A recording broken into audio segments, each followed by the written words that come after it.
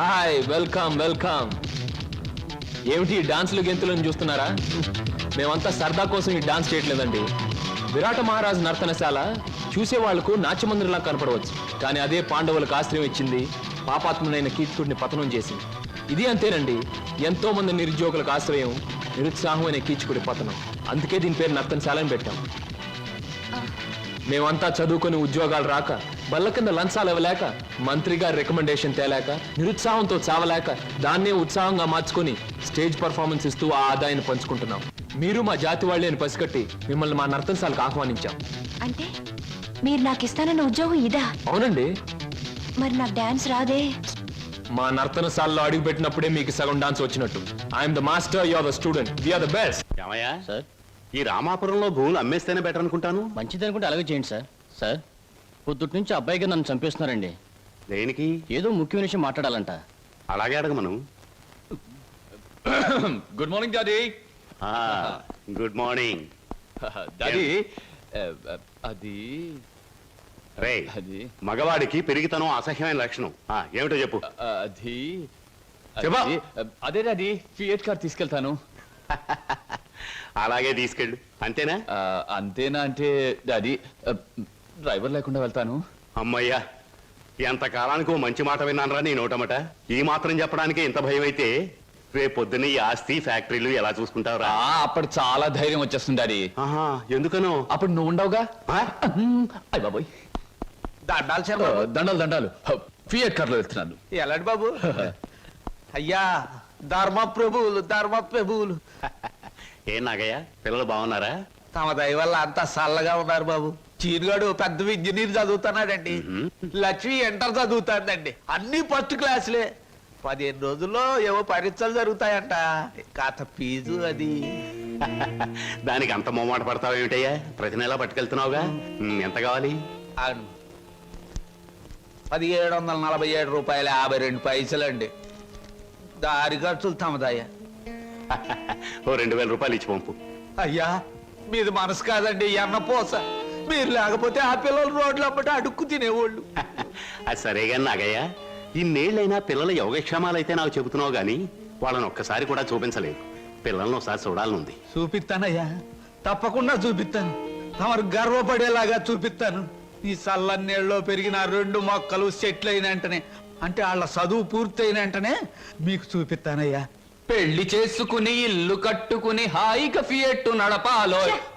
పెద్ద సొంతంగా fiat car నడుపుకొచ్చినంత మాత్రాన్ని ఇన్ని కూని రాగాలు తీయక్కర్లేదు. అవును, మన పెళ్లి విషయం మీ నాన్నగారిని అడుగుతానని చెప్పావు, అడిగావా? అసలు ఆ విషయం అడుగుతానే వెళ్ళాను. పెళ్లి చేయి డాడీ అని బదులు ఫియటి డాడీ అని వచ్చింది. ఆయన ఇచ్చారు, నేను వచ్చాను. పెళ్లి కాకుండా కొడతావేంటి? బాగుండదు. ఇలా నీ మూతి నేను, నా మోహం నువ్వు చూసుకుంటూ కూర్చుంటే చూసే వాళ్ళందరికీ లోపం అవుతాం, లేకపోతే ముసలి వాళ్ళం అవుతాం. అసలు అడుగుతావులే. అది కాదు వారు, అసలు అడగడానికి నాకేం భయం లేదు.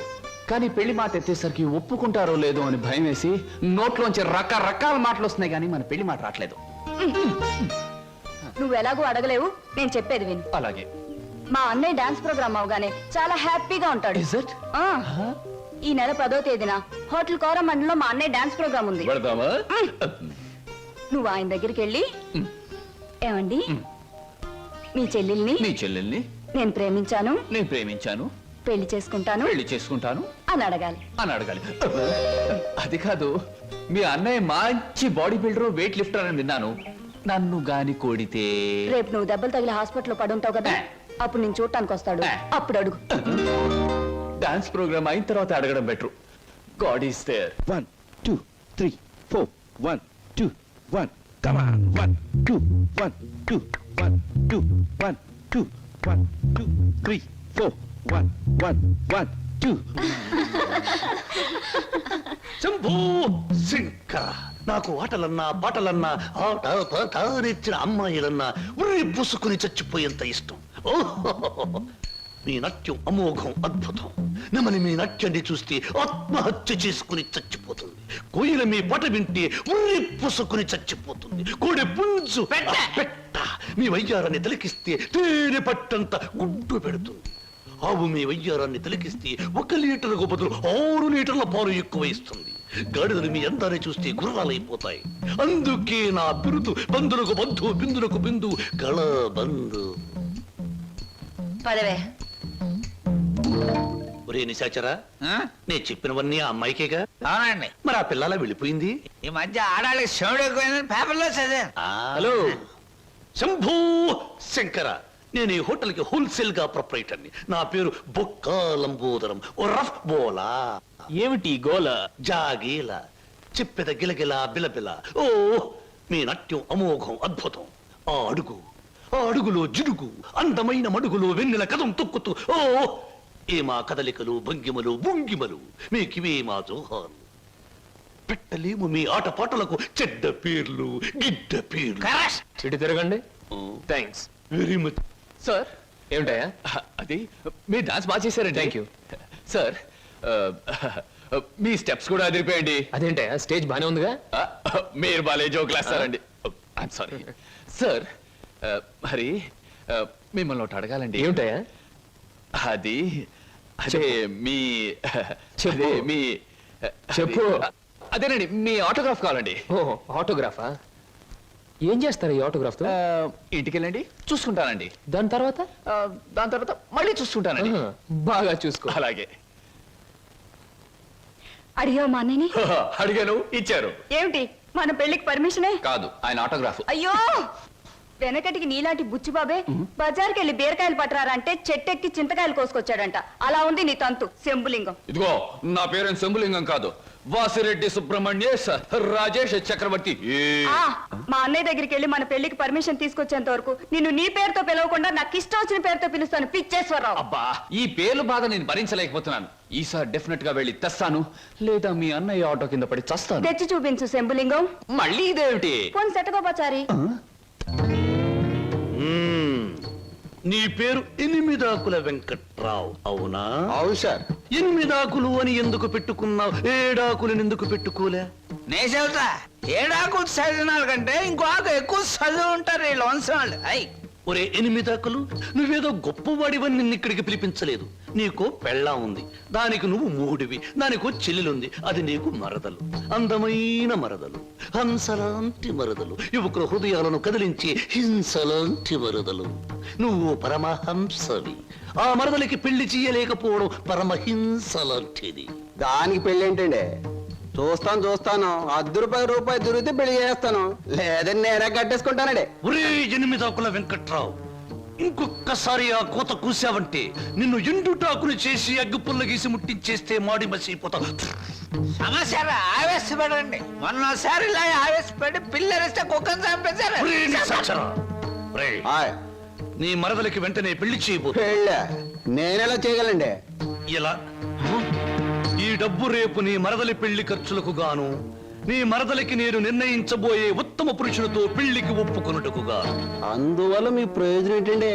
తాజ్ మహల్ మీద తాటికాయ పడినా పర్వాలేదు గాని ఈడుచ్చిన ఆడపిల్ల మీద ఈగ బారినా ఒప్పుకోను.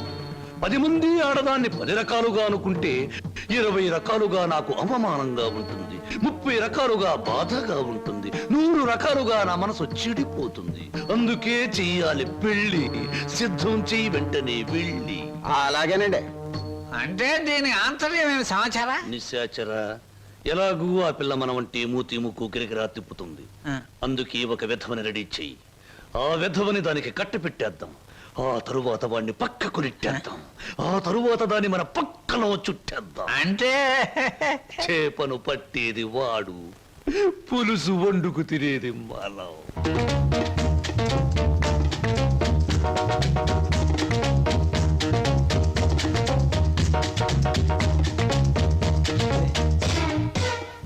ఏమిటండి, ఇవాళ నుంచి కొత్త పాట ప్రాక్టీస్ చేద్దాం అనుకున్నాం, గుర్తులేదా? ఏమిటి ఆలస్యంగా వచ్చారు? Any problem? అవును, ఏమిటా ప్రాబ్లం? మనసు ప్రాబ్లం. అమ్మో, అయితే కొద్ది కష్టమే, అయినా చెప్పండి, ప్రయత్నిస్తాను. ఈ రోజు సాయంత్రం నా పెళ్లి చూపులు ఏర్పాటు చేశారు. ఓ కంగ్రాట్స్. పెళ్లి చూపులంటే ఎగిరి గంతులేయాల్సింది పోయి ఇలా డల్గున్నారేమిటి?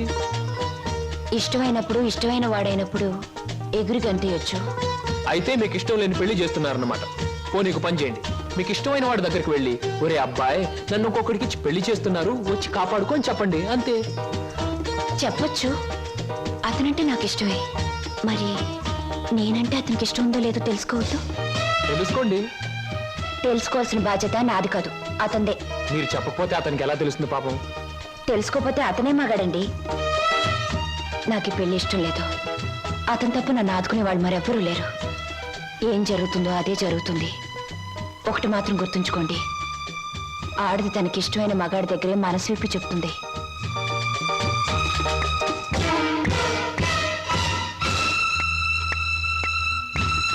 ఆయన కలిసి చెప్పింది నీకేమన్నా అర్థమైందా? ఇంకా వివరంగా ఏమైనా చెప్పాలా? అక్కర్లేదు, అర్థమైంది. ఇవాళ సాయంత్రం పెళ్లి చూపుల మీద డైరెక్ట్ అటాక్.